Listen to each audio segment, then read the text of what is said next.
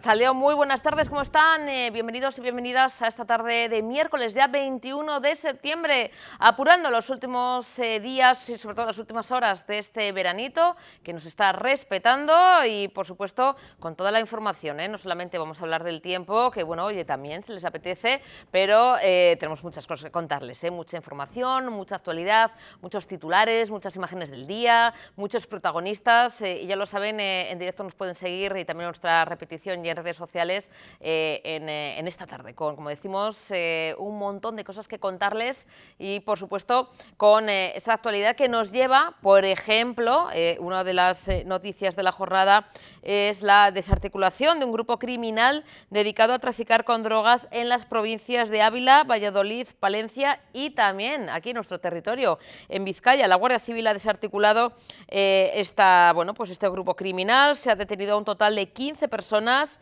y en los diferentes registros en estas diferentes comunidades autónomas han incautado, entre otras muchas sustancias, 1 kilo de speed,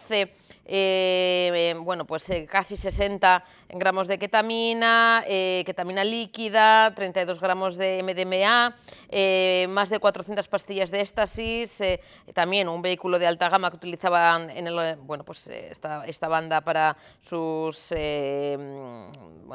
su transporte, sus trapicheos, también más de 19.000 euros en efectivo, casi 100 gramos de hachís, casi 100 gramos de cocaína, casi 400 gramos de hachís, más de 2.400 gramos de marihuana en seco, 30 plantas de marihuana y 8 básculas de precisión. Esto es en total en esas diferentes comunidades autónomas. La Guardia Civil dando cumplimiento a lo que marca el Plan Operativo de Respuesta Policial al tráfico, en este caso, de minorista y consumo de drogas en zonas y lugares de ocio y diversión, han detenido a estas 15 personas y el modus operandi era que una persona en concreto de Medina del Campo adquiría cocaína a través de un suministrador de Palencia, quien surtía las sustancias a los diferentes distribuidores de la zona y procedían a su venta en la provincia de Ávila. A continuación, se pudo descubrir que no solo se encargaban de distribuir sustancias como cannabis o también cocaína, sino que también lo hacían con sustancias estimulantes, sobre todo speed, y para adquirirla acudían a un quinto suministrador en la zona de Valladolid y la suministraban también en la provincia de Ávila.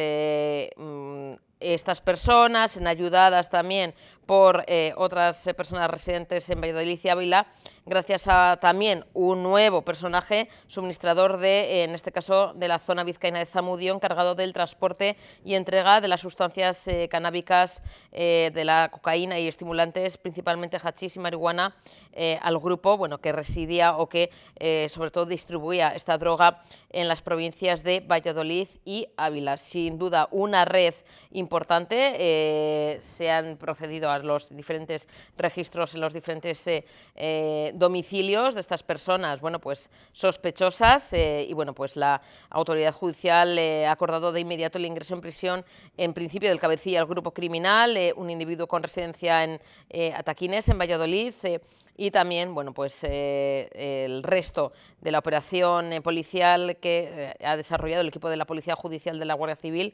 Han participado en ella 60 agentes de diferentes unidades y especialidades de las comandancias de Ávila, Valladolid, Palencia, Bilbao, Salamanca y Santander. Esos registros, esas detenciones, 15 personas que se dedicaban a ese menudeo, pero como ven, sustancias importantes, sustancias estupefacientes, una red que estaba perfectamente organizada y que ya ha sido detenida con los diferentes registros y puestas estas personas a disposición judicial.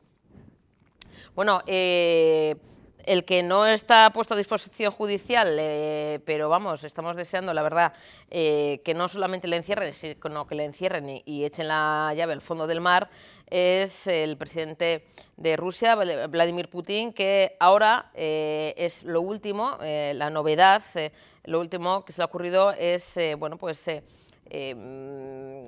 amagar o bueno, pues hablar de un reclutamiento masivo en Rusia y la anexión de territorios ocupados en Ucrania. Así responde a los avances ucranianos, a esa defensa de Ucrania, a su ofensiva, a su ocupación, y es una manera de endurecer su postura en la guerra, como decimos, tras el éxito de la contraofensiva ucraniana, y amaga con la anexión de otros territorios ocupados y con la movilización de tropas para intentar recuperar el control de una invasión, bueno, que se está yendo de las manos. Amaga, como decimos, de hacer un llamamiento, movilizar a la población para bueno, seguir con esta locura de invasión y para bueno, pues, seguir con sus planes, como decimos, de control, en este caso de las diferentes zonas de Ucrania. Vamos a escuchar unas palabras que bueno, han salido en todos los medios, que la verdad es que nos sigue preocupando. Vamos a escuchar al presidente Putin. Поддержать предложение Министерства обороны и Генерального штаба о проведении в Российской Федерации частичной мобилизации. Повторю, речь идет именно о частичной мобилизации. То есть призыву на военную службу будут подлежать только граждане, которые в настоящий момент состоят в запасе. И прежде всего те, кто проходил службу в рядах вооруженных сил, имеет определенные военно-учетные специальности и соответствующий опыт. Призванные на военную службу перед отправкой в части в обязательном порядке будут проходить дополнительную военную подготовку с учетом опыта специальной военной операции. Указ о частичной мобилизации подписан. Bueno, y noticia también de última hora. El presidente del Estado español, Pedro Sánchez, confirma que el Estado va a aportar 130 millones de euros en los 3 próximos años al Fondo Global de la ONU. Lo acaba de anunciar en un acto, bueno, pues, que bueno, pues, lleva a cabo la Fundación Bill y Melinda Gates, y junto a Bill Gates y Melinda y la primera ministra de Barbados, Mia Mottley, pues bueno, pues Pedro Sánchez ha hecho este anuncio. Aportará el Estado español, o aportaremos, mejor dicho, todos nosotros y nosotras, 130 millones de euros que no sabemos dónde van a salir, porque claro, si tenemos que hacer unos esfuerzos titánicos para calentarnos, para comer y para poder sobrevivir, pues no sabemos dónde van a salir estos 130 millones, pero bueno, este dinero irá principalmente para la lucha contra el SIDA, la tuberculosis y la malaria para los próximos 3 años. Sin duda, muy buena idea, estamos totalmente a favor de, por supuesto, apoyar y estar al lado de todos los que lo necesitan, pero bueno, quizá ahora mismo no están las cosas tampoco de una manera muy bollante. Bueno, pues son 130 millones. Esa es la noticia. Vamos a escuchar al presidente Pedro Sánchez. Tenemos que redoblar nuestros esfuerzos. Por eso estoy encantado de anunciar que España en los próximos 3 años va a aportar 130 millones de euros, lo cual que supone un aumento de nuestra aportación en 2019. Las cuestiones financieras son fundamentales para que los gobiernos puedan resolver estas cuestiones y hay que asegurar acceso equitativo, como dijo bien la primera ministra. Bueno, y vamos a dar la bienvenida a nuestros protagonistas también de esta jornada.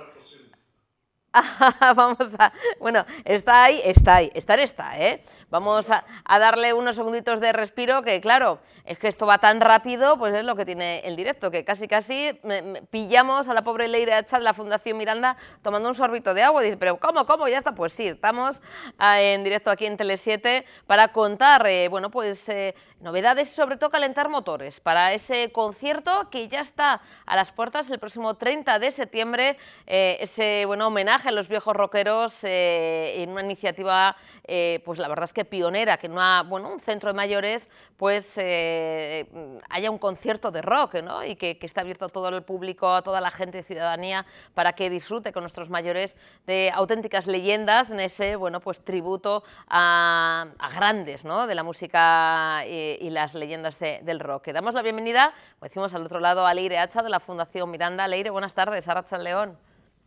Muy buenas tardes, Arratsaldeon. Bueno, ya queda poquito, Leire, estamos ya contando, bueno, que nos queda una semana vista.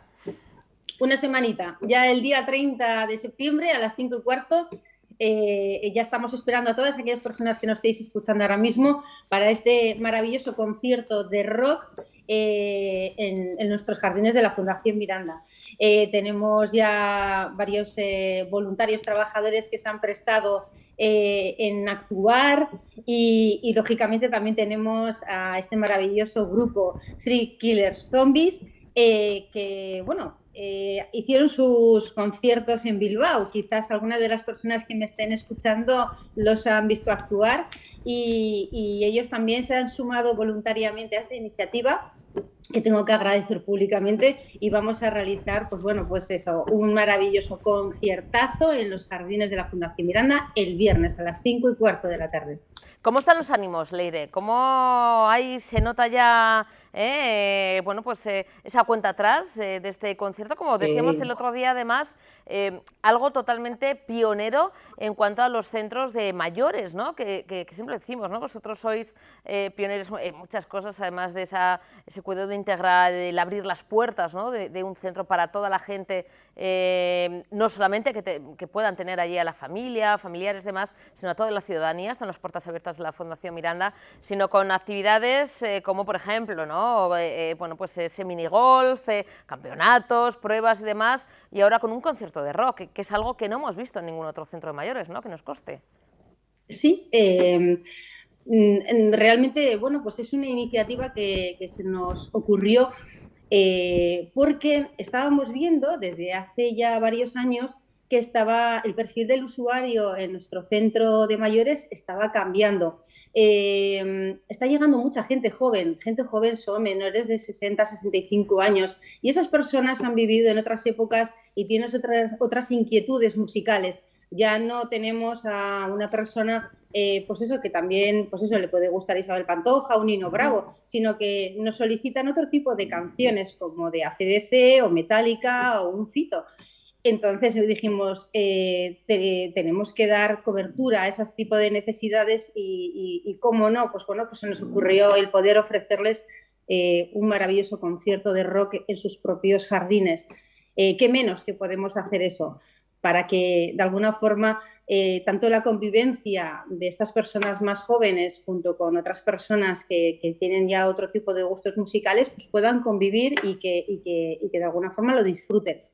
Bueno, además ¿no? de este planazo, de este concierto, el próximo 30 de septiembre, a partir de las 5:15, en esos maravillosos jardines de la Fundación Miranda, Leire, que, por supuesto, ¿no? Nosotros ahí estaremos registrando todo lo que ocurra en este primer, espero, de muchos conciertos. Todo el mundo invitado, todas aquellas personas que me estéis viendo, por favor, acercaros, no perdáis la oportunidad de disfrutar de este maravilloso concierto y que de alguna forma también me puedo ir chivando que el jefe de cocina va a preparar bueno, pues unos pequeños pinchos en los que, pues, bueno, pues, que estén acorde con el concierto, como pues unas mini hamburguesas, pizzas, etcétera.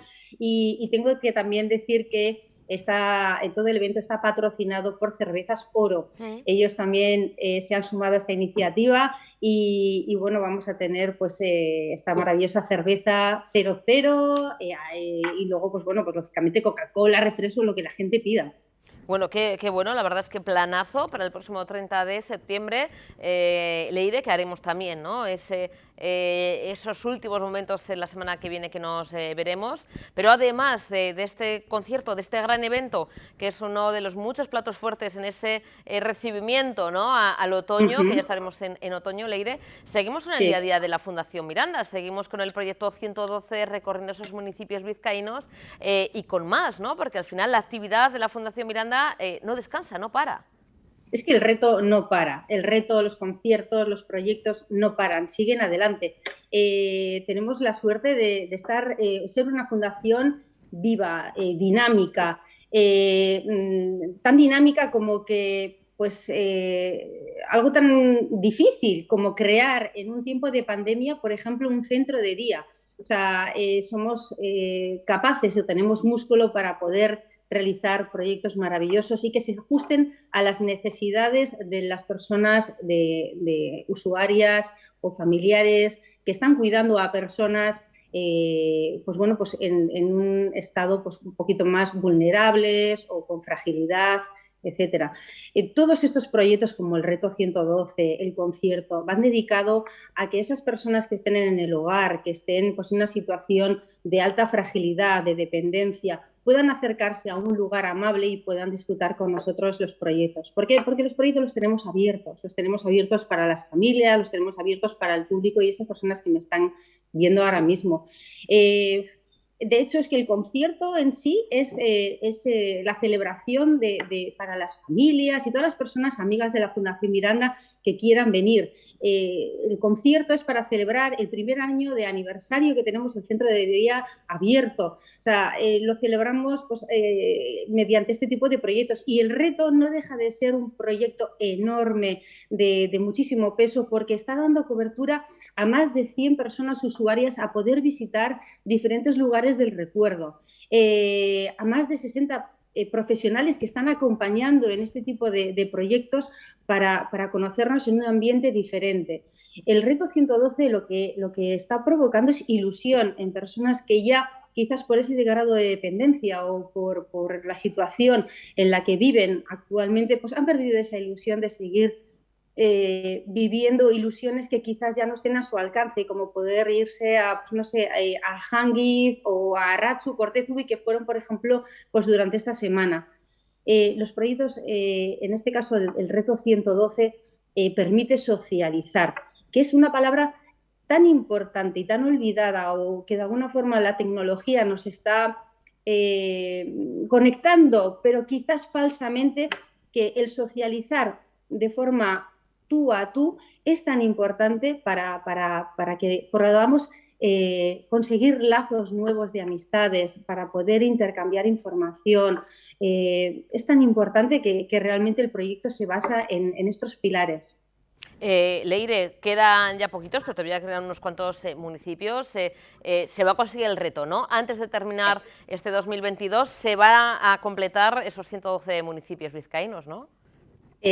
Nos quedan 25 únicamente y ya le vamos a dar un pequeño arreón porque ya hemos hecho una reunión ya de, pues bueno, pues de organización y durante este mes y el que a mitad del siguiente le vamos a dar un pequeño arreón en el que lógicamente nos vamos a asegurar terminar las cosas correctamente y por supuesto vamos a terminar con esos 112 municipios visitados de Vizcaya. Estamos súper contentos, vamos muy bien y lo más importante, nuestros usuarios piden más, piden visitar más sitios. Hemos creado esa gotita de ilusión en las personas que cuando salen de una experiencia así, de una salida, la palabra o la frase que nos dicen, ¿y la siguiente dónde?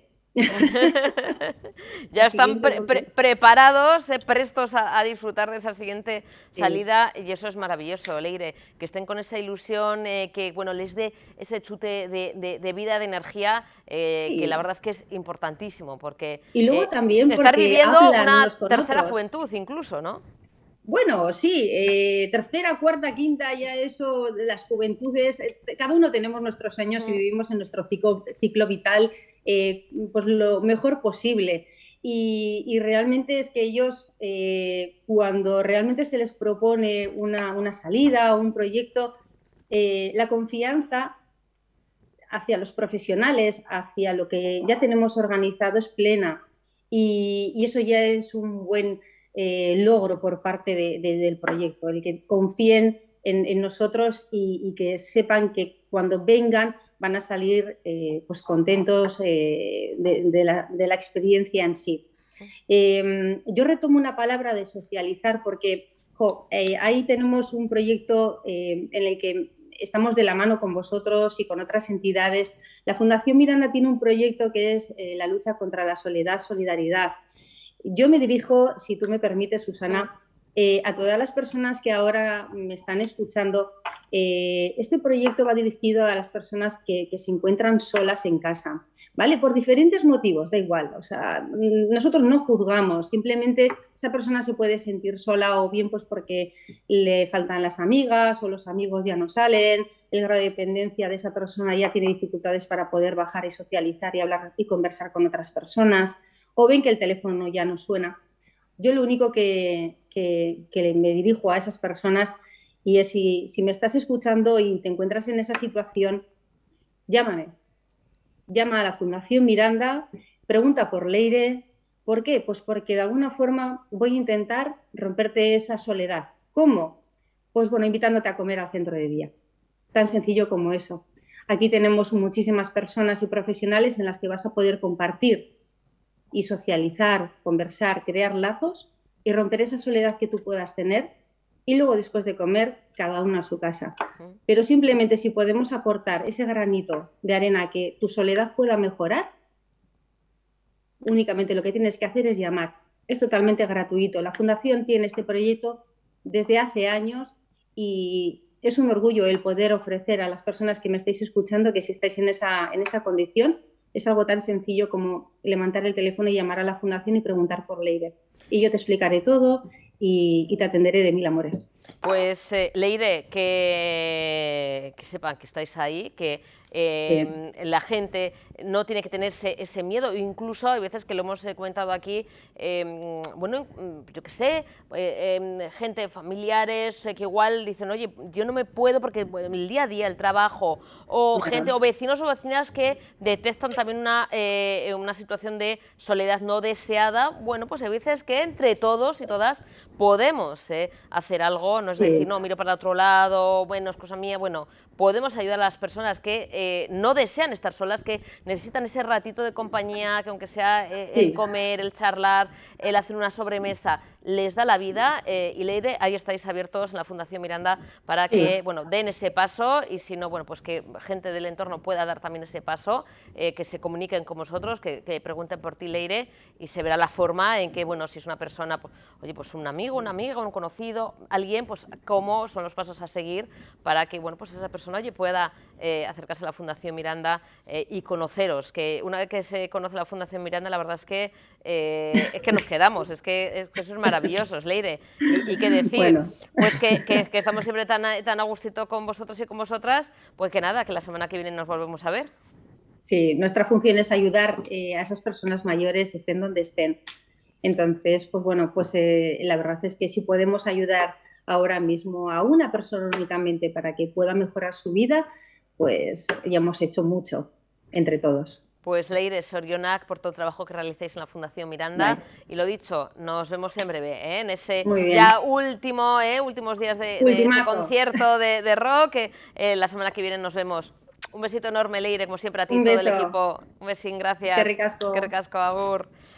Bueno, y hoy, además de bueno, tener muchos protagonistas y muchas imágenes, muchos titulares, pues es el Día Mundial del Alzheimer, y precisamente, pero no solamente con personas mayores. Lamentablemente esta terrible enfermedad cada vez afecta a más gente, incluso a gente más joven. Según los datos de la OMS, de la Organización Mundial de la Salud, más de 55 millones de personas, el 8,1% mujeres y el 5,4% hombres mayores de 65 años padecen o viven con demencia, y se calcula que esta cifra aumentará a 78 millones de personas en todo el mundo en 2030 y 139 millones en todo el mundo en 2050.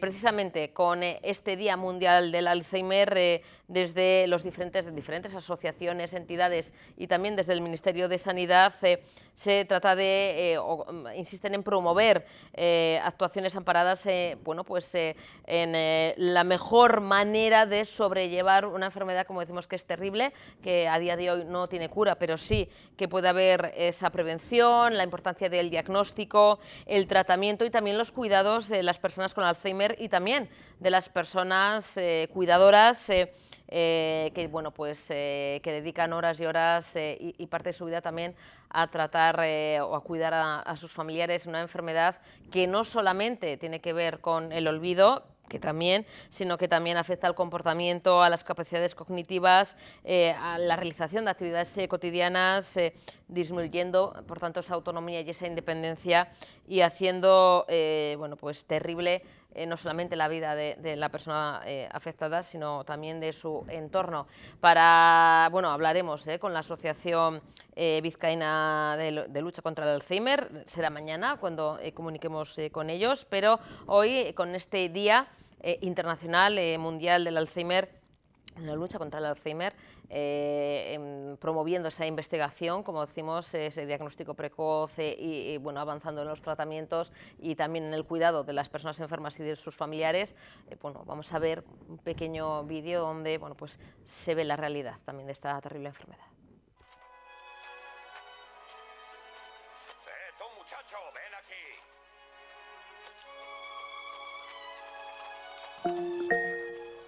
Aquí tienes tu recordatorio. Fiesta de cumpleaños de Diego a las 6 de la tarde. Qué pereza, no podía ser otro día. No me apetece nada ir. Pero papá, ¿en serio no te acuerdas de qué día es hoy? Pues no me acuerdo de qué día soy, no he puesto aún la televisión, ahora todos los días son iguales. Pero espera, que me lo va a recordar el aparato este que me regalaste. Limia, ¿me puedes recordar qué día es hoy?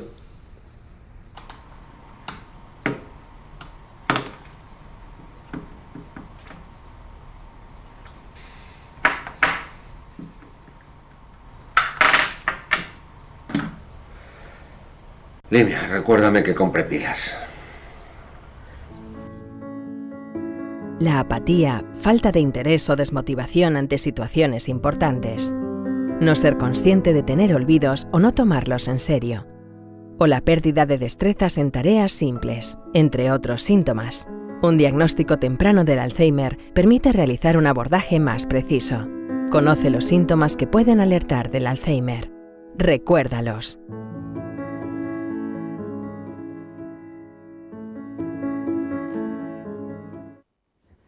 Y hoy también ha estado presente, en este caso, en la apertura del curso universitario de la Universidad de Deusto 2022-2023, el lehendakari Iñigo Urkullu. El lehendakari subraya que la base de la excelencia universitaria radica en la cooperación internacional y por ello el nuevo plan del sistema universitario vasco reforzará especialmente el eje de la internacionalización. Apuesta además el propio lehendakari porque la universidad se incorpore a una visión integral e integrada de la acción pública y al cumplimiento conjunto de los objetivos que se han marcado como país. Acompañado el propio lehendakari por el consejero de Educación, Joaquín Bildarratz, ha presidido, como están viendo en imágenes, la apertura del curso 2022-2023 de la Universidad de Deusto.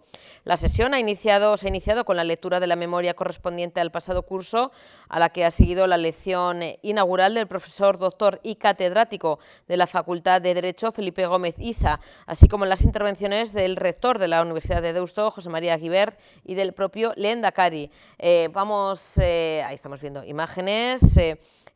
Habla de internacionalización, que cada vez es más importante, y ha subrayado también el propio Urkullu que la base de la excelencia universitaria radica en esa cooperación internacional de ahí también la importancia de ese nuevo plan. Persigue también este nuevo plan favorecer la capacitación de personas para el desarrollo de un contexto que impulse la manera de internacionalizar o exportar también a talentos, pero también, por supuesto, el hecho de que esos talentos se queden aquí en el ámbito local. También se trata de impulsar la especialización y también priorizar la oferta formativa e investigadora y de transferencia, promover alianzas, reforzando acuerdos estratégicos con territorios y sistemas universitarios también de otros lugares del mundo. Escuchamos las palabras del lehendakari en esta apertura, Iñigo Urkullu.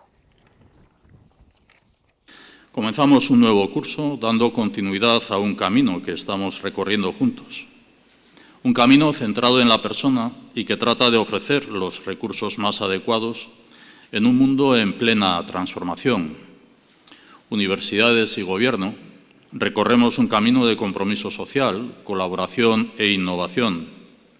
Un camino que nos ayude a responder mejor a los retos de nuestra sociedad, con la mirada puesta en las necesidades de las generaciones más jóvenes.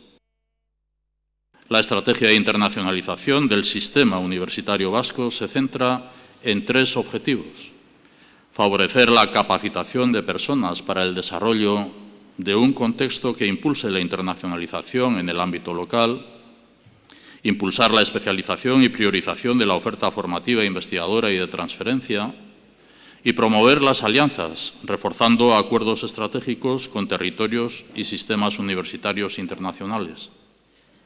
Esta estrategia persigue constituir la universidad como polo de generación y atracción de talento y como polo de investigación y transferencia internacional. En la sociedad actual, la base de la excelencia universitaria radica en la cooperación internacional.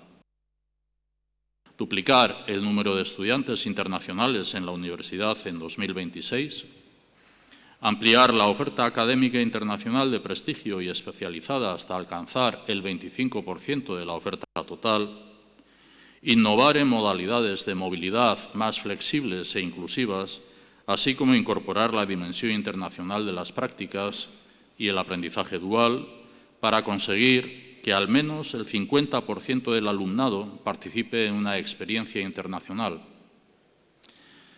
Estos son objetivos de país que constituyen un contrato social, el contrato que se decía intrageneracional, intergeneracional, también un contrato social entre la universidad y el Gobierno en un ámbito clave para la sociedad vasca de cara al futuro. Es importante que la universidad se incorpore a una visión integral e integrada de la acción pública y al cumplimiento conjunto de los objetivos que nos hemos marcado como país. Bueno, y hoy se ha celebrado el pleno de control, la sesión de control al gobierno estatal que se celebra, decimos, cada miércoles y donde, bueno, siempre decimos un poco lo de la broma de que hay mondonguillo, hay jaleo porque, bueno, pues el gobierno, el Ejecutivo Central, el Ejecutivo de Pedro Sánchez se somete, bueno, pues a las preguntas, a las cuestiones de los diferentes partidos políticos, de los diferentes diputados con, bueno, representación, como decimos, en el Congreso, en la Cámara Baja. Bueno, hoy no estaba Pedro Sánchez, estaba, bueno, pues en otras cuestiones, y antes le hemos escuchado hablando de esa inyección de 130 millones de euros por parte del Estado español a la Unión Europea, a la ONU, perdona, para, bueno, pues diferentes proyectos sociales durante los próximos 3 años.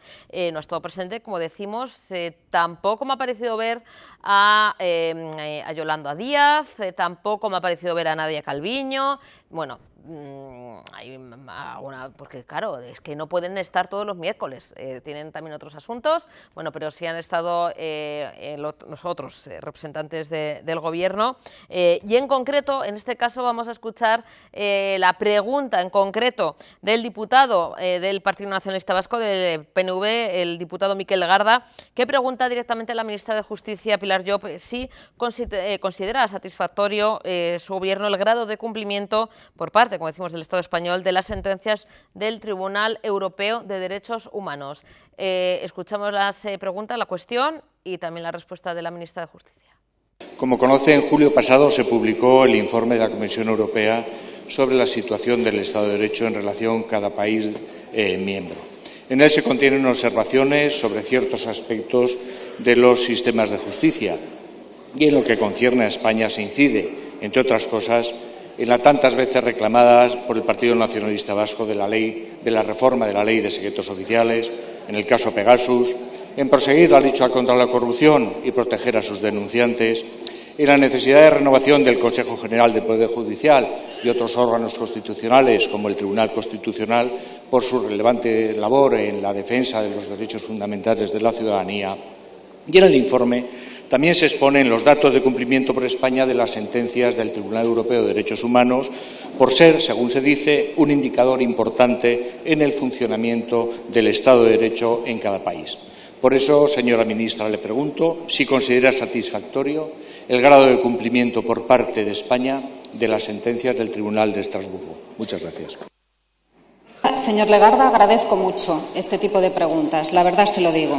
Mire, siempre se puede mejorar, eso es una evidencia, porque no es una materia en la que debamos escatimar esfuerzos desde ninguna de las instituciones involucradas. Pero sí le señalo que España es uno de los Estados miembros del Convenio Europeo de Derechos Humanos con menor número de sentencias condenatorias y también es uno de los Estados que menos tiempo tarda en ejecutar esas sentencias.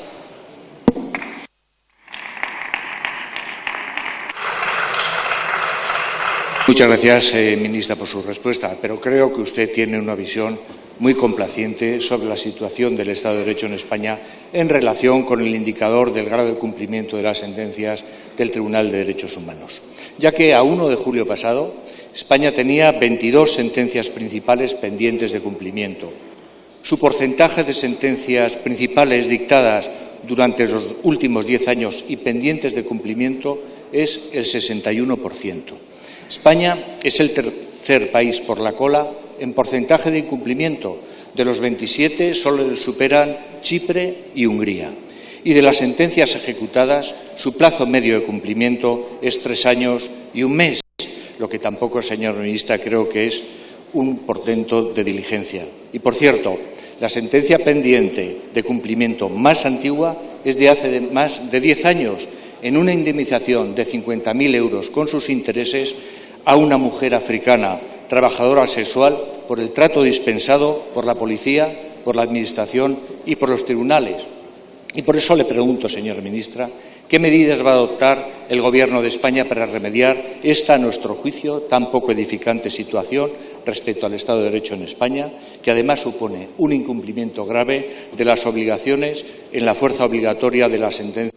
Muchas gracias, señor Legarda. La ejecución de las sentencias condenatorias del Tribunal Europeo de Derechos Humanos son procedimientos a menudo muy complejos, con medidas individuales de reparación de las violaciones acreditadas y también con medidas tendentes a la prevención de esas violaciones. Aquí lo relevante en su pregunta, desde mi punto de vista, es el procedimiento de supervisión de ejecución de esas sentencias. El hecho de que un procedimiento de supervisión de la ejecución no esté cerrado no implica que no se esté cumpliendo con el fallo. La supervisión se realiza por el Comité de Ministros del Consejo de Europa. No depende del Estado en cuestión y, además, también es un procedimiento contradictorio en el que se da trámite y se da audiencia a ONGs, a sociedad civil, etcétera. Es decir, son muchos los actores involucrados durante ese proceso de ejecución. Dependiendo del asunto en cuestión, el procedimiento puede requerir, por tanto, la actuación de diversas administraciones e incluso de diversos poderes del Estado. Yo, en otras ocasiones, aquí me he pronunciado y ya he dicho que solo puedo hablar por parte del Ejecutivo. La media de duración de los procedimientos a los que usted también aquí se ha referido es algo superior a 3 años de los procedimientos de ejecución, por debajo de la media del resto de países del Convenio Europeo de Derechos Humanos del resto de Estados, que se sitúan en 5 años. Y como cuestiones comunes a las ejecuciones de sentencias condenatorias, le puedo reseñar que, con carácter general, las indemnizaciones, por contra de lo que usted aquí ha manifestado, en las sentencias se abonan en el plazo de 3 meses, que es el otorgado, además, por el Tribunal para cumplir con la ejecución. También se han presentado en plazo planes de acción o informes de actuación detallando las medidas adoptadas. Por tanto, la ejecución de una sentencia es un proceso poliédrico, es un proceso complejo, con muchos aspectos que no dependen únicamente del Ejecutivo, pero sí le puedo decir que el Ejecutivo considera que, en este caso, el Estado español, España, cumple con lo que se le obliga. Muchas gracias. Bueno, y también escuchando la intervención de los partidos políticos vascos, en este caso de H. Bildu, que pregunta también directamente al ministro de Inclusión, Seguridad Social y Migraciones, José Luis Escrivá. Lo hace el diputado, por cierto, por Euskal Herria Bildu, Iñaki Ruiz de Pinedo, sobre el cómputo de las pensiones, algo que, aquí más que menos nos interesa, porque esperemos llegar algún día a cobrar algún tipo de pensión. Vamos a escuchar la intervención o la cuestión, la pregunta de Euskal Herria Bildu y la contestación del ministro Escrivá. Señor ministro, llevamos semanas leyendo noticias sobre la segunda fase de la reforma de las pensiones. Una de las noticias más alarmantes ha sido la pretensión que tenía usted de ampliar el periodo de años para el cálculo de las pensiones a 35 años. La semana pasada usted lo desmentía y afirmaba que solo iba a haber unos pequeños ajustes que no ha concretado. En estos momentos tan delicados como el actual, es necesaria la claridad, de manera que no se genere más incertidumbre de la que ya tiene la ciudadanía. Por eso, lo que le traigo es una pregunta muy clara y que le pido también, en ese sentido, claridad en la respuesta. ¿Cuántos años de aumento suponen esos pequeños ajustes de los que usted habla en el cómputo del cálculo de las pensiones? Muchas gracias. Quiero ser absolutamente claro. Esta reforma del sistema de cómputo no pretende en ningún caso tener ningún ajuste, ninguna reducción de las pensiones. Lo llevo diciendo así desde hace 2 años y le pido, por favor, que no escuche ni atienda a titulares interesados que vienen sobre todo de periódicos de derechas o estudios. Silencio, por favor. Señorías. Que lo que pretenden es crear inquietud, ni determinados estudios que también vienen, esta vez probablemente de instituciones financieras o financiados por instituciones financieras. Todo es espurio, todo es espurio. Lo que estamos haciendo es estrictamente, y se lo voy a leer, cumplir con 2 recomendaciones del Pacto de Toledo. La recomendación 5, que dice evaluar cómo afecta el periodo de cómputo para el cálculo de la pensión al tipo de carreras profesionales de los trabajadores de nuestro país, y la 11, que dice arbitrar en cada momento medidas transitorias oportunas para salvaguardar el esfuerzo contributivo y la pensión como jubilado respetando el principio de suficiencia. ¿De qué se trata? Y, por cierto, el Pacto de Toledo nos dice discútanlo ustedes con los agentes sociales, que es estrictamente lo que estamos haciendo ahora, y lo que hay que es dejar trabajar ese diálogo social que tan buenos frutos ha dado en todo momento. De lo que se trata es justamente de que esas carreras profesionales que con la crisis financiera, después con la pandemia, ahora con la guerra, tienen esos vaivenes al final de su periodo profesional, no deriven en una pensión más baja. Lo que tenemos es reforzar el elemento de seguro ante la adversidad que tiene el sistema. Y eso requiere trabajar sobre varias palancas. Una, por ejemplo, son las lagunas, que tiene además un elemento de género muy importante, porque justamente esa regularidad afecta más a las mujeres.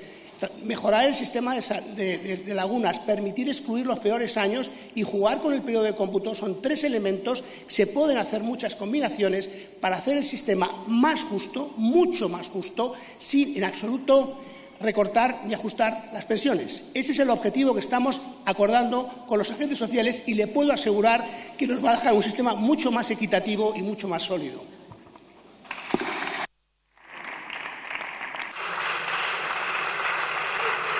Señor ministro, igual para terminar con los pábulos y la intoxicación, igual sería conveniente una información y una discusión directa en las comisiones y de trabajo dentro del Parlamento, de manera que no tengamos noticias a través de los medios de comunicación, como se viene repitiendo continuamente.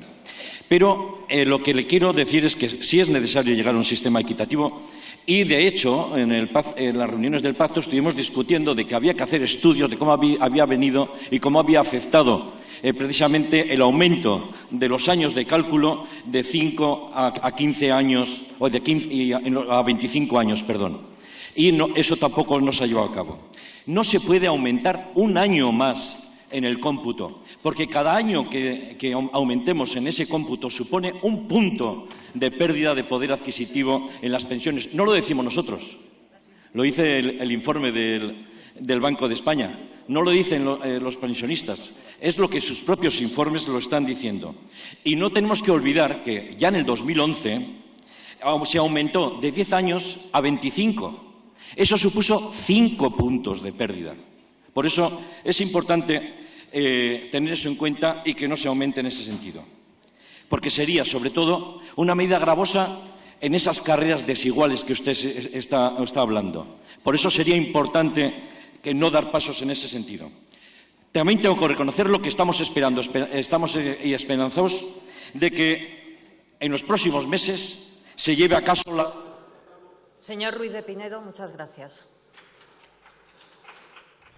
Qué cosa, ¿eh? Uno se queda sin tiempo y es así, ¿eh? Se corta y se acabó. Bueno, hemos visto esa sesión de pleno del control al gobierno estatal, un resumen, la participación de nuestros grupos políticos vascos, y seguimos pues aquí, muy cerquita, en este caso en Vitoria-Gasteiz, porque el lehendakari Iñigo Urkullu hoy mismo ha presidido el acto de recuerdo y memoria de las víctimas de la COVID-19, celebrado, como decimos, esta misma mañana en Gasteiz.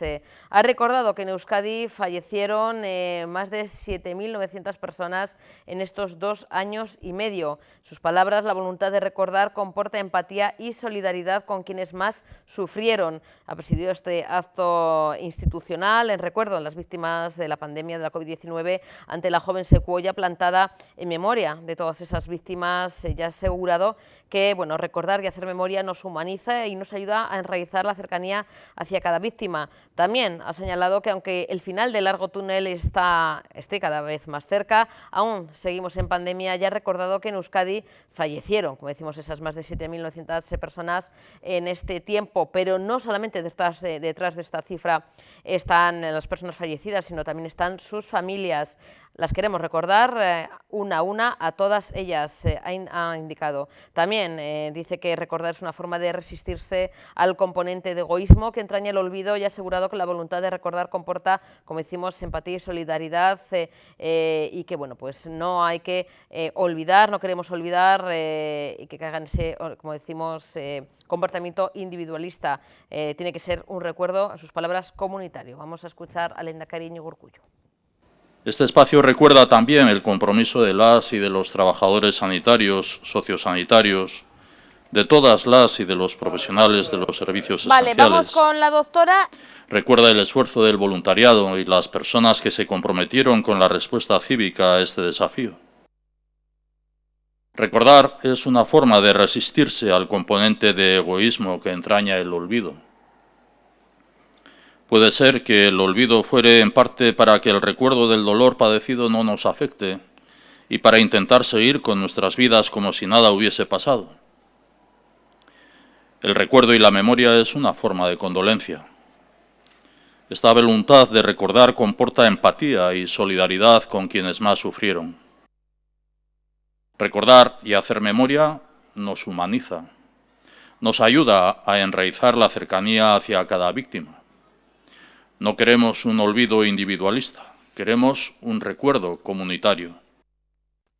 Bueno, y otro de los titulares, ya no solamente de hoy, sino de estas jornadas, ¿no? Porque es algo que teníamos pendiente contarles, pero queríamos tener al otro lado a una experta, una profesional que nos aclarara un poquito este titular. La noticia es que 3 comunidades autónomas comienzan a vacunar a los niños contra el virus del papiloma humano antes de la aprobación de Sanidad. Esas comunidades autónomas son Galicia, Cataluña y la Comunidad Valenciana, no así la Comunidad Autónoma Vasca, pero para contarnos todos los detalles de si es positivo esta vacunación en niños, el por qué, explicarnos, aunque sea rápidamente, qué es el virus del papiloma humano, pues tenemos una auténtica experta, la doctora Ana Martín. Ella es ginecóloga del IMQ en la Clínica Euskalduna. Doctora, buenas tardes. Arratsaldeon. Hola, muy buenas tardes. Bueno, antes de nada y rápidamente, porque le quiero agradecer, lo primero de todo, lo fundamental, es agradecerle enormemente que haya hecho un hueco para atendernos, porque tiene que saber toda la audiencia que nos está atendiendo entre paciente y paciente, es decir, está ahora mismo trabajando en la clínica del IMQ en Euskalduna, la clínica Euskalduna, y claro, ha hecho un huequito, doctora, para atendernos. De ahí un poquito lo rápido que yo intento contar todo y bueno, pues y agradecerle sobre todo, sobremanera, el que haya hecho este hueco en pleno trabajo para atender aquí a Tele7. Doctora, la noticia, se comienza a vacunar en Galicia, Cataluña y Comunidad Valenciana a los niños. Para la gente que no sepa, y yo sé que igual le pido mucho, pero rápidamente, el virus del papiloma humano, que yo creo que casi todos sabemos, pero bueno, la verdad es que son varios virus, no solo uno, claro. Sí, el virus del papiloma son como 200 serotipos, de los cuales importantes hay poquitos, que son los que más capacidad de producir lesión, más agresivos son, y esos son los que están en teoría incluidos en la vacuna. La vacuna no puede incluir los 200 serotipos porque sería imposible, pero están incluidos los serotipos que son más importantes y los que tienen más capacidad de producir lesión. Entonces, la vacuna vamos, sí o sí, súper recomendable. Porque, doctora, por un poquito resumir, el virus del papiloma humano, ¿no? Este grupo de virus, todos en algún momento de nuestra vida, una vez que se tiene relaciones sexuales, podemos padecer este VPH, ¿no? Virus de papiloma humano, pero hay de bajo, vamos a decir, bajo riesgo, es decir, que bueno, se tiene, casi no nos damos cuenta y pasa, pero luego lo que preocupa muy mucho es ese virus del papiloma humano de alto riesgo que puede provocar varios tipos de cáncer tan, doctora, terribles como el cáncer de cuello uterino, el cáncer de ano, el cáncer de vulva, de vagina, de boca, de garganta, incluso de pene, ¿no? De ahí ahora comentará la importancia de vacunar a los niños.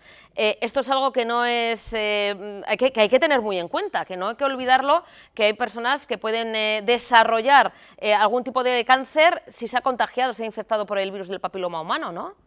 Sí, el virus del papiloma es muy prevalente. Se cree que el 70-80% de las personas que son sexualmente activas van a tener contacto con el virus en algún momento de su vida, ¿vale? Entonces, el problema no es que tengas contacto con el virus, sino si ese virus se queda persistente, permanente en el cuerpo, que te puede llegar a producir lesión. Y sobre todo, ¿qué tipo de virus has cogido? ¿Qué tipo de cepa? Es lo que decía antes, las cepas más agresivas son las que tienen más capacidad de producir lesión y esas son las que tienes que estar un poco más encima y son las que te previenen si te pones la vacuna. Y hay otros tipo de virus, otras cepas que son menos contagiosas, o sea, menos lesivas, y entonces, bueno, pues que las vas a coger y las vas a eliminar, sin que tengan ningún problema, ninguna lesión. ¿Cuáles son los síntomas, doctora, para saber si podemos tener alguna cepa más peligrosa, ¿no?, que podamos desarrollar? Porque incluso pueden pasar años hasta que desarrollamos algún tipo de cáncer, ¿no? Es un cáncer muy silencioso. Quiero decir, tú el virus lo coges, te contagias con una relación sexual sin protección, eso es muy importante decirlo. La protección ayuda bastante, ¿vale?, a no contagiarse, quiero decir. Entonces, tienes una relación de riesgo, puedes tener el virus, puede que no te enteres que tengas el virus hasta que no vayas a una consulta ginecológica y te lo detecten y bueno, pues se ponga remedio. Cuando ya el virus te produce síntomas o ya el virus es cuando ya tienes una lesión y ya probablemente la solución sea más difícil. Por eso la prevención, la vacuna ante todo y acudir a las revisiones de ginecología que te detectan el virus, te detectan las lesiones en un principio, las lesiones precancerosas, que cogidas a tiempo tienen todas solución. Se soluciona fácil porque es un virus que es muy lento en la progresión, entonces te da tiempo a actuar. Pero eso, teniendo la prevención de la vacuna, el preservativo y luego hacer revisiones para que te lo detecten, porque no da síntomas. Cuando ya da síntomas, ya casi no tiene remedio. Doctora Martín, el tema de la vacuna, desde, si no me equivoco, 2007, según tengo un poquito aquí en la chuleta, se instauró en nuestro país la vacunación en niñas, ¿no?, en niñas de 12 años contra el virus del papiloma humano. También a partir de 2018, bueno, pues personas de riesgo, bueno, pues personas con infección por VIH, personas bueno, en situación, ¿no?, o que trabajan en inmunodeprimidas, prostitución, inmunodeprimidas y demás.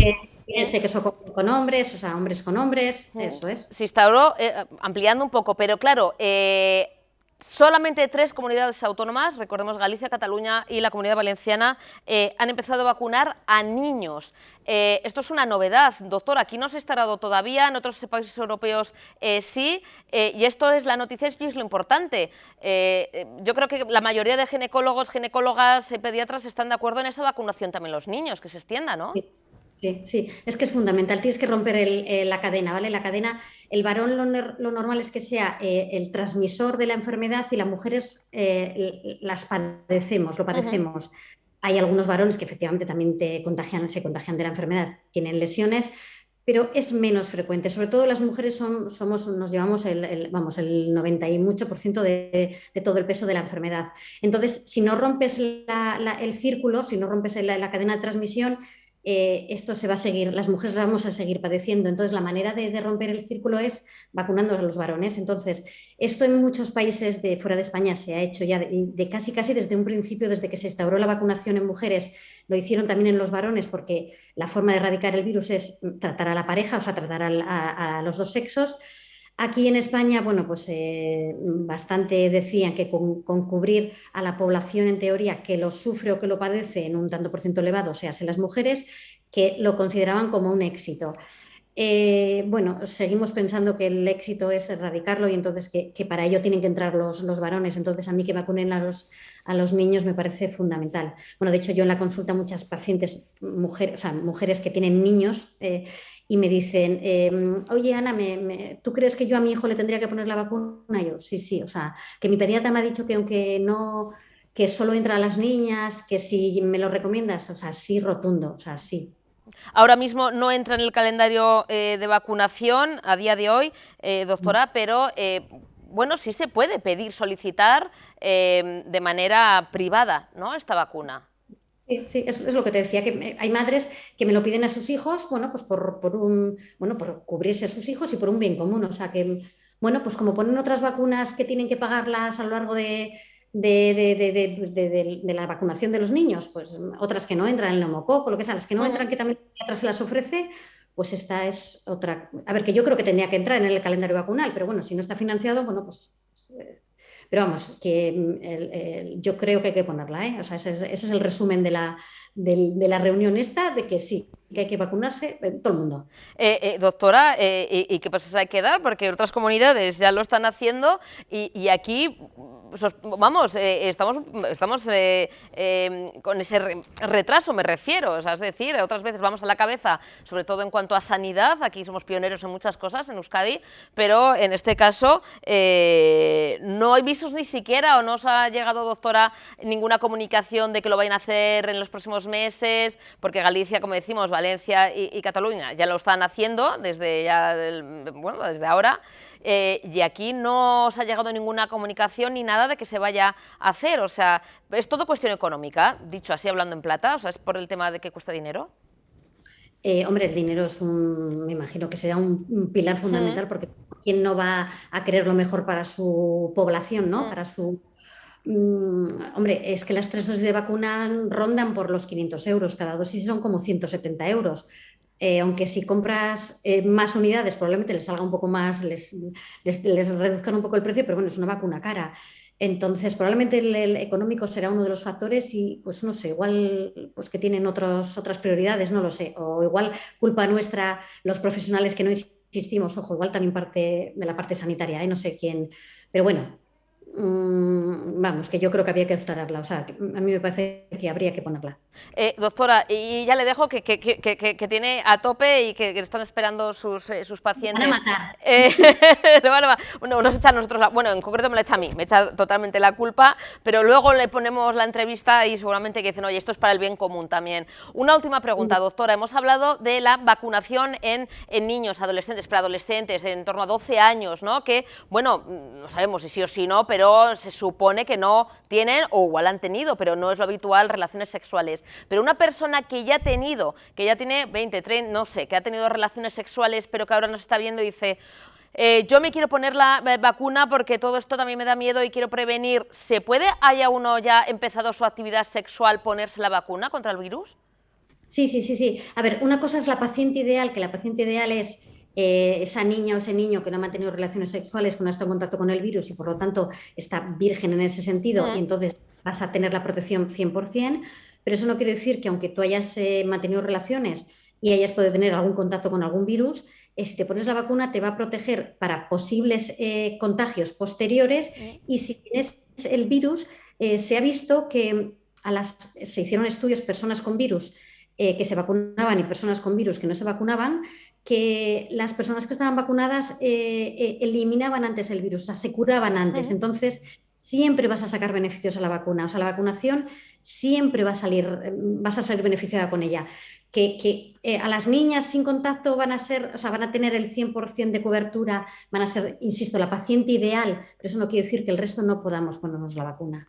Doctora Ana Martín, muchísimas gracias, mil disculpas a los pacientes, pero es importante la divulgación y la información, como decimos, por el bien común. Muchísimas gracias, Eskerrik asko, un placer enorme. Gracias. Lo mismo, gracias. Besito. Un besín, agur. Continuamos en Teleset, hacemos una pequeña pausa para la publicidad, pero continuamos con más temas, con más información y con más ganas de compartir esta tarde miércoles con todos ustedes.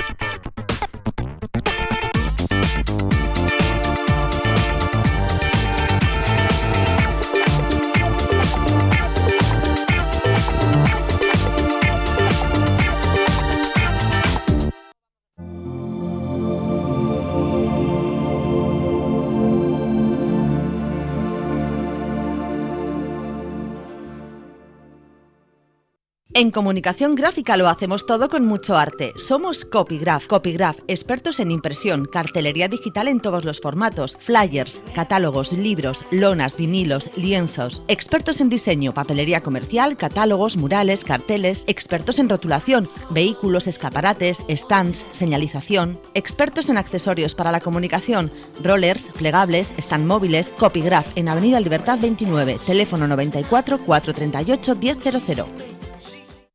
Desde que tengo 60, para oír bien, necesito 2 audífonos. Me los pongo por la mañana y no los quito hasta la noche. Mira, para mí son tan indispensables que tengo una segunda pareja. Nunca se sabe. Para tu tranquilidad, te ofrezco lo mismo. Chin Audio.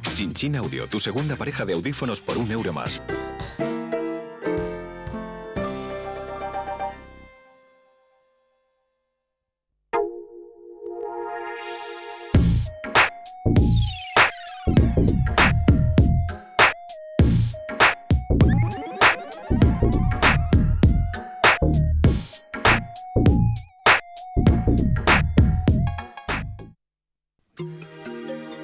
En Sofás y Muebles Baracaldo no solo somos especialistas en fabricar sus muebles a medida, también lo somos en hacer de su hogar ese lugar cálido y confortable que desea, con una amplia exposición en mueble clásico y tradicional en líneas más modernas y funcionales para todos los espacios y rincones, porque en Sofás y Muebles Baracaldo hemos convertido el amueblar su hogar en todo un arte. Sofás y Muebles Baracaldo, soluciones a su medida.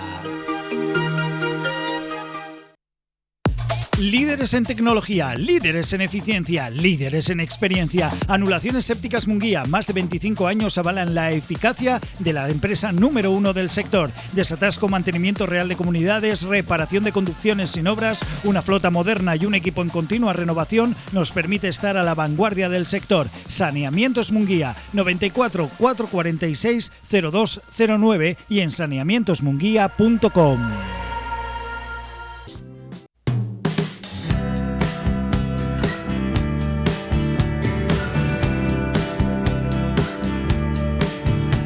En Teningel Belleza disponemos de lo último en tratamientos faciales, corporales y depilación láser.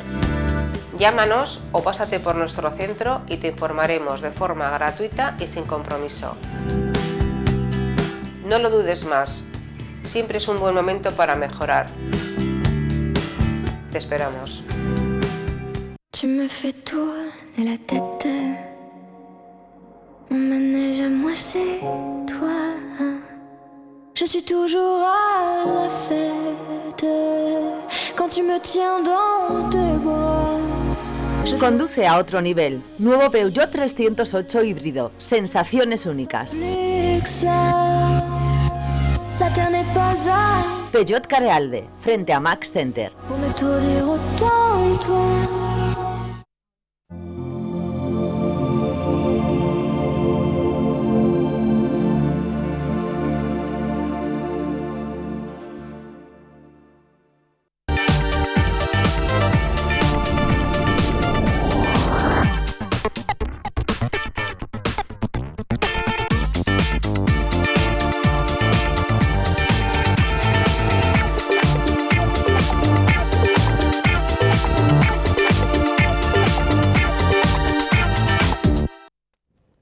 Continuamos en Tele7 y damos la bienvenida. Tenemos al otro lado a nuestra queridísima artista Nistal Mayorga. Nistal, buenas tardes, bienvenida. Hola Susana, buenas tardes. ¿Cuánto tiempo ha, bueno, antes de que se paralizara el mundo, yo creo que no, antes de la pandemia, o cuándo hace que no nos vemos un montón, que no se nos caiga el móvil, si es que esto es lo que tiene Nistal, las tecnologías, es así, y el directo, pero no te preocupes que Nistal, tú... Estaba bien situado, lo prometo. Coloca todo bien, comentamos que hace un montón que no nos veíamos, Nistal, desde, yo creo que antes de la pandemia, ¿no? Más o menos. No me acuerdo cuándo fue, yo creo que sí, que fue con el tema de Bebés Robados, de encontrarte, y creo que fue justo antes, sí, cuando empezamos, que mira, pues ahora me haces pensar, sí, en enero de 2020, y en un mes y pico nos confinaron, sí. Fíjate, que bueno, pues cambió el mundo y bueno, pues de todo eso hemos sacado... alguna cosa, pocas, pero alguna cosa buena, como es, por ejemplo, la creatividad que tú siempre has tenido, Nistal, pero también, y ahora lo vas a explicar, el tema, por ejemplo, porque mucha gente, oye, pues estábamos en casa y ¿qué hacemos? No podemos salir. Pues voy a practicar o voy a dedicarme, por ejemplo, voy a aprender a jugar al ajedrez. Y todo esto viene a colación, Nistal, porque mañana jueves, a partir de las 7 de la tarde, presentas tu libro Miradas de campeones, que aúna esa pasión, ¿no?, que es la pintura como artista que eres, y también el ajedrez, que bueno, que no sé cuánto tiempo llevas registrando esas miradas de campeones, ese recorrido por el mundo del ajedrez que plasmas, además de la exposición que está en el Palacio John, en el edificio La Bolsa, pero también en este libro. Bueno, pues lo presenté en julio en el Magistral de León, que también es bueno, pues de lo más importante que hay en ajedrez ahora en España. Me dieron esa oportunidad y ahora aquí en Bilbao, que es mi ciudad y es donde quiero lucir mis cuadros y presentar el libro, pero bueno, espero que tenga luego un recorrido largo. Hombre, por supuesto. Llevo años pintándolos porque en el libro vienen, no sé si me imagino que les da un vistazo, 40 obras mías, los 20 campeones, 20 en óleo y 20 en acuarela. Y los 20 en óleo se empezaron a pintar a principios de 2018, fue un encargo que me hicieron. Y después pinté mi propia colección en acuarela, que es la que conservo, la que quiero ahora difundir y la que quiero lucir por todos los sitios donde me den oportunidad. Ahora está, como dices, si bien en el Palacio La Bolsa, y el libro hace referencia a todos ellos. Bueno, un recorrido por más de un siglo de historia del Campeonato del Mundo de Ajedrez y a sus protagonistas, ¿no, Nistal? Y cómo, bueno, pues aunas esa pasión, ¿no?, por la pintura, como artista que eres, pero ¿de dónde te viene esa pasión también por el ajedrez? Bueno, a mí me ha gustado siempre. De hecho, yo de chiquitina apunté a mi hija, que se borró el primer día. Debería haberme apuntado yo aquel día. Y luego, bueno, pues todo casualidades. Yo siempre he sido simpatizante, pero no era conocedora. Y a raíz de, bueno, pues de un tema, mira, de lo de Bebés Robados, cuando unas pruebas de ADN que me hice y que daban... Había un tema del Alzheimer y que era muy bueno activar la mente y dije, un día tengo que empezar ajedrez. Y se cruzó en mi camino un profe de ajedrez en una de mis exposiciones y empecé allá por 2015, una cosa así. Y luego ya, pues todo casualidades. Fui al Teatro Campos, que había la última gran competición que hubo en Bilbao, que tenemos que luchar para que vuelva el ajedrez de primer nivel a Bilbao, que Bilbao era conocido en el mundo entero. Y desde 2016 no se ha vuelto a hacer. Y allí se cruzó en mi camino también un gran maestro internacional, que es el que le gustó mi pintura, el que me encargó esa primera colección de ajedrecistas, que empezó por Magnus Carlsen, pero al final se convirtió en la colección completa. Luego incluso hasta más de los campeones. En Tenerife están colgados 29 de mis cuadros, también con mujeres ajedrecistas y los más importantes del ajedrez canario.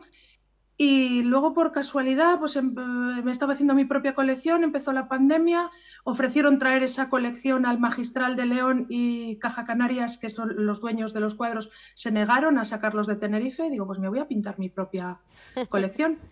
Y luego, bueno, todo va así, lo vio una escritora que de la editorial, y ¿por qué no haces un libro sobre esto? Y digo, pues ya tenía yo mis apuntes hechos porque me hubiera gustado, lo que pasa es que era como muy complicado contar por qué los pinté así o asao. Y cuando ya nos pusimos en serio, pues fue creciendo como ya que estamos, ¿por qué no hago un libro más didáctico? ¿Por qué no puedo recopilar y reunir lo que a mí me ha costado tanto encontrar? Porque yo por lo más que he buscado no hay nada de los 20 campeones del mundo, o sea, hay millones de cosas, pero desperdigadas, no hay nada en conjunto. Y de ahí salió la idea y bueno, estoy recibiendo unas críticas maravillosas. Nistal, mañana es la puesta de largo de este libro, esta presentación en el edificio La Bolsa, en el Palacio Ollón, a las 7 de la tarde, como decimos, en el pleno corazón del casco viejo bilbaíno.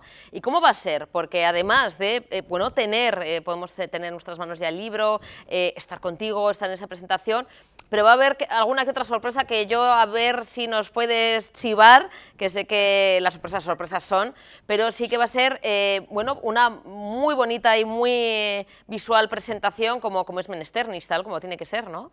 Sí, andamos como locos, o sea, estoy con los últimos preparativos, con cosas que se cruzan a última hora, con muy buenas noticias que me han dado hace 10 minutos también, justo cuando se estaba esperando, de distintas cosas. Entonces está siendo como una montaña rusa de emociones.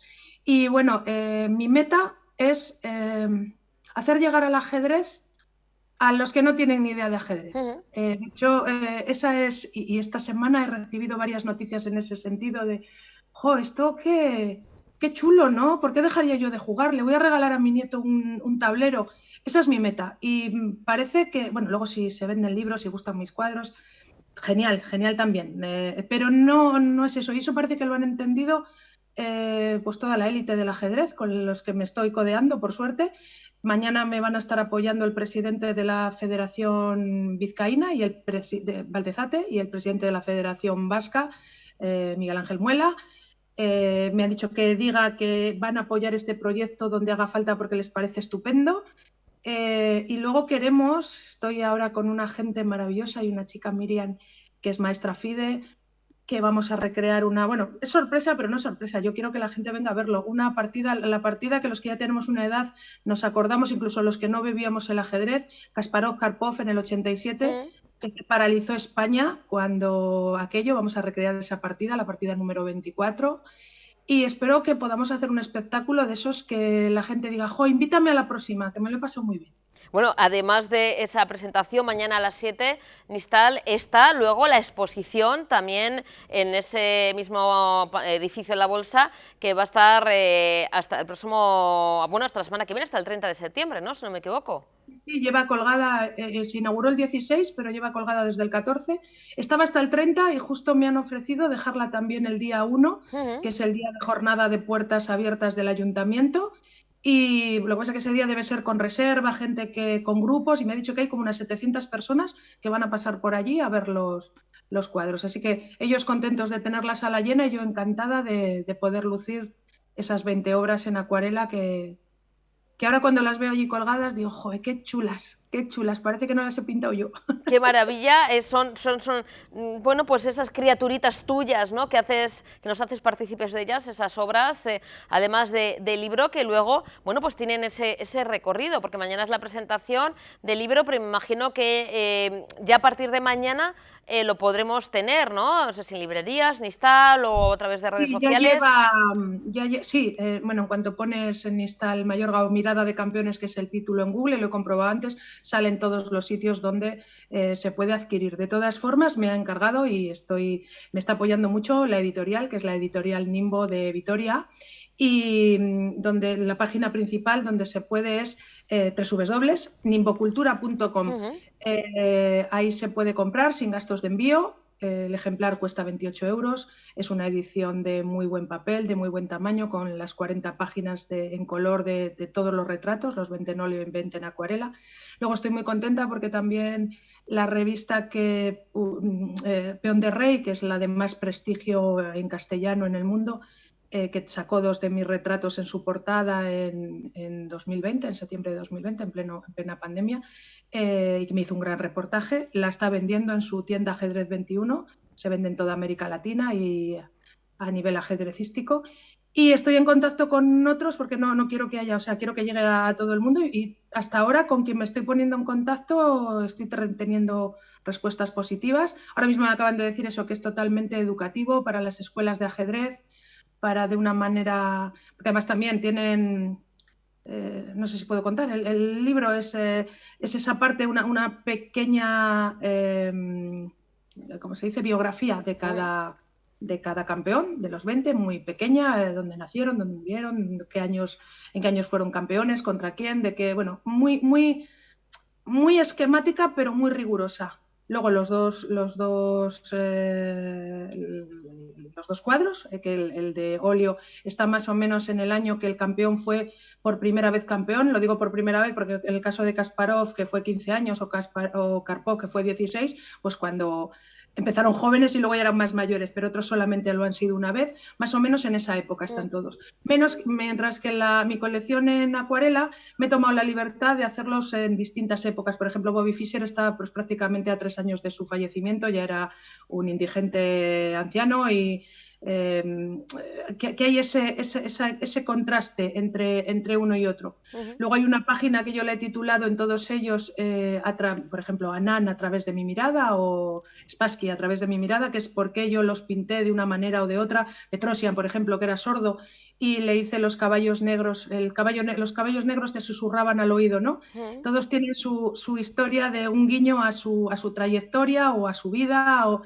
Luego hay, que eso creo que hace conocer muy bien más que al personaje, a la persona, frases célebres de ellos que decían y se les hace conocer mejor, y sobre ellos, al principio están sobre ellos, y en su propio capítulo frases que dicen ellos, que ya te digo, son gente tan interesante que yo creo que todos merecían la pena un largometraje que sería interesante. Y después ya una parte que me he asesorado por lo más... pues por un gran maestro internacional como es Chelu Fernández, ha elegido la mejor partida de cada match. Match es cada campeonato del mundo. También va una evolución de cómo ha cambiado el campeonato del mundo en estos 137 años, porque pues, ha habido épocas en las que eran a partidas indefinidas, 3 meses y pico de campeonato, otras que han sido a distintas partidas. Cómo ha ido evolucionando el campeonato del mundo a través de los tiempos, y luego ha elegido la mejor partida, eso no he sido yo, no me quiero poner medallas que no son mías, la mejor partida de cada match ganada por el protagonista, y está transcrita. Eso, bueno, pues tienes que ser un ajedrecista avanzado para poderla entender. Pero luego hay una cosa muy novedosa, que es un código QR, donde con tu móvil lo pones y ves esa partida en movimiento. Y hay pues la partida desde 1886 del campeonato que ganó Steinitz hasta, bueno, pues el último en 2021, aparte de 3 partidas especiales, que una es esta, la que vamos a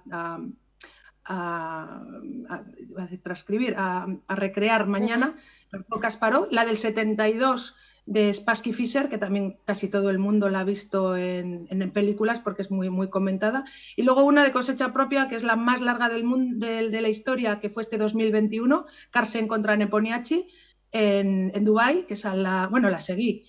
La estuve viendo, me fui a comprar, volví, la seguí andando, 8 horas de partida. Entonces, bueno, creo que el libro es muy completo, las críticas están siendo maravillosas y ya me callo.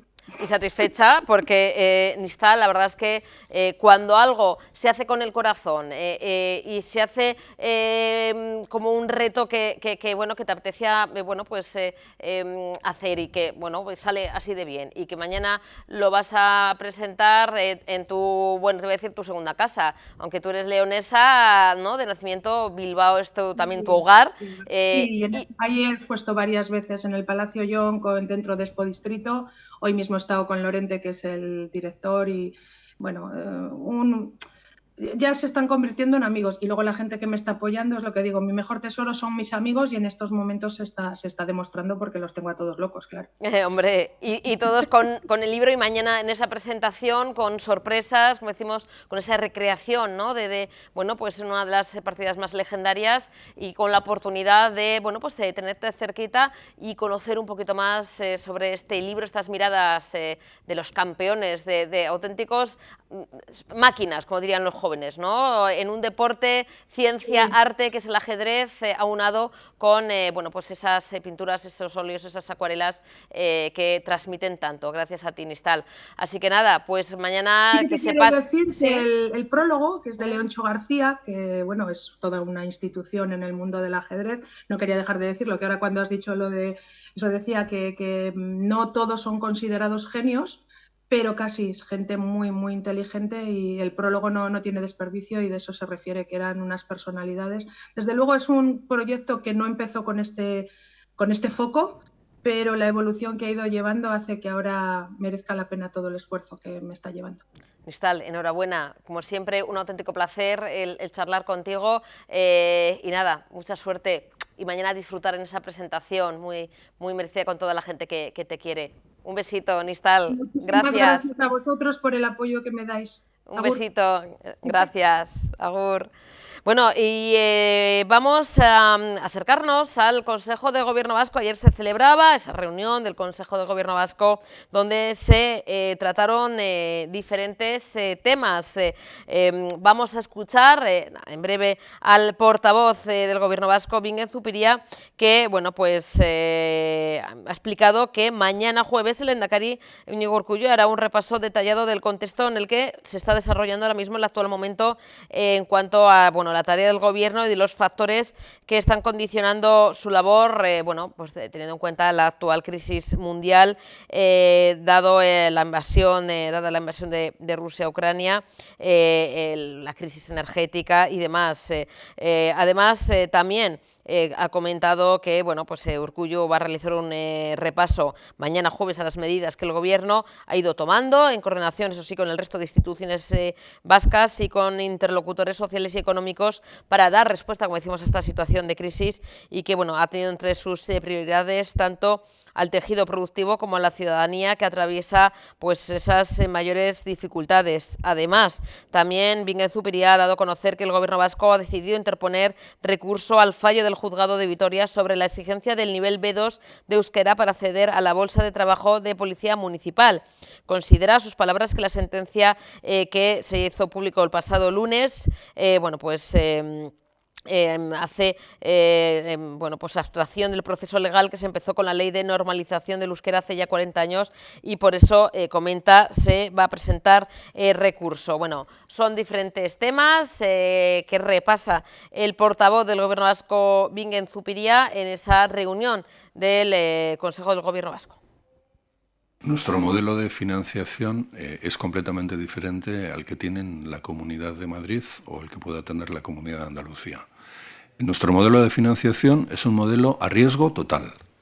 Es un modelo que exige una disciplina de cara a los ingresos enorme y exige también una disciplina enorme de cara al gasto, con el objetivo de que siempre exista un equilibrio entre los ingresos que esta comunidad a través de sus haciendas forales es capaz de lograr y los gastos que podemos sostener con esos ingresos. No tiene nada que ver con la situación que la financiación tiene en la Comunidad Autónoma de Andalucía o en la Comunidad Autónoma de Madrid, en la que una parte muy pequeña de sus ingresos dependen de los impuestos que estas comunidades pueden generar y la parte principal depende de la financiación que les facilite el Gobierno del Estado.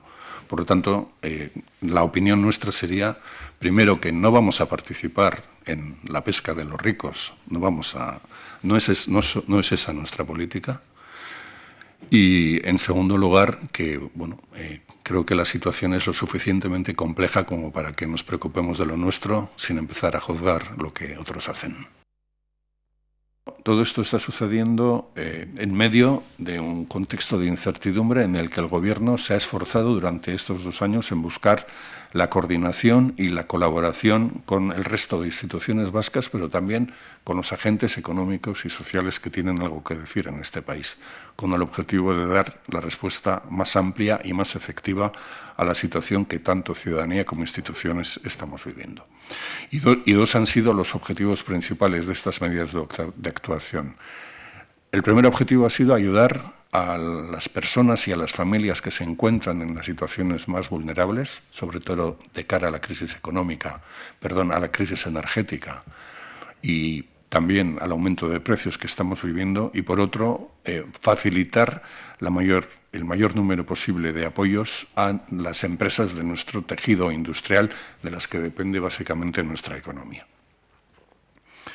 El Gobierno continúa con sus compromisos y con el compromiso de cumplir los objetivos que estaban impuestos en el programa de Gobierno y en el acuerdo de coalición que PNV y PSE alcanzaron hace 2 años.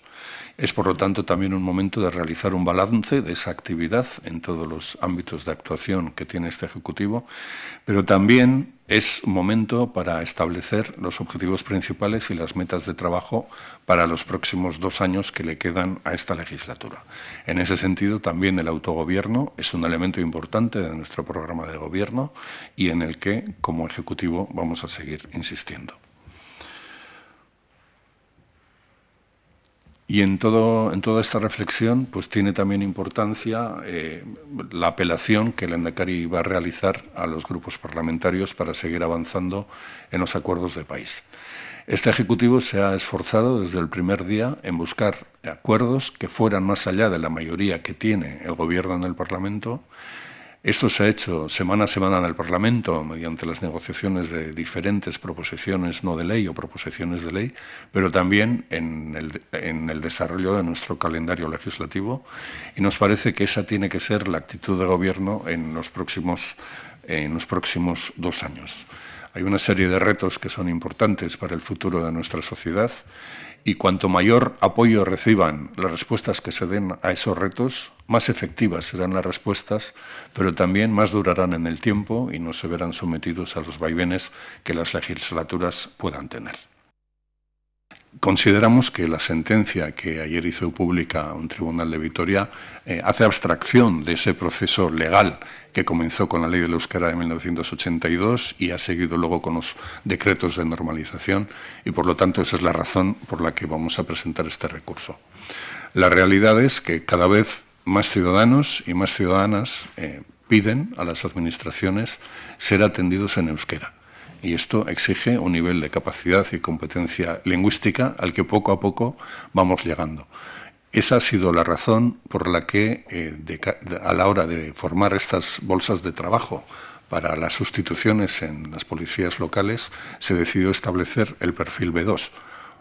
La razón es que cada vez más ayuntamientos solicitan que los policías locales que deben llegar a esos municipios a prestar servicio tengan un conocimiento suficiente de euskera para poder relacionarse con los ciudadanos y ciudadanas de esos municipios que así lo piden.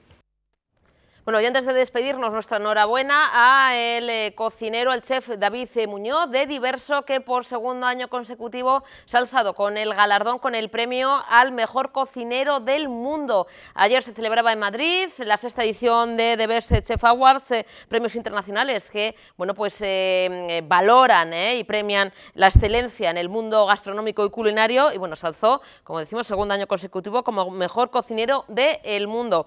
También el resto de profesionales del Estado español, 18 en concreto profesionales, se han situado en el top 100 de los mejores cocineros del mundo, entre ellos nuestro Andoni Luis Aduriz, que se sitúa en el 5º puesto de esta clasificación. Soriona, que enhorabuena a todos y a todas. David Muñoz, mejor cocinero del mundo. Bueno, y un inciso, David, invita al equipo de Tele7, que te podemos hacer una pedazo de entrevista, que vamos, que te va a ser la mejor experiencia del mundo, pero oye, pues nos puedes invitar aunque sea una tapita, un pinchito, un algo, porque claro, al precio que está el menú, pues no nos llega ni por lo menos con 4 sueldos. Bueno, dicho esto, que es broma, Soriona, como decimos, a David Muñoz.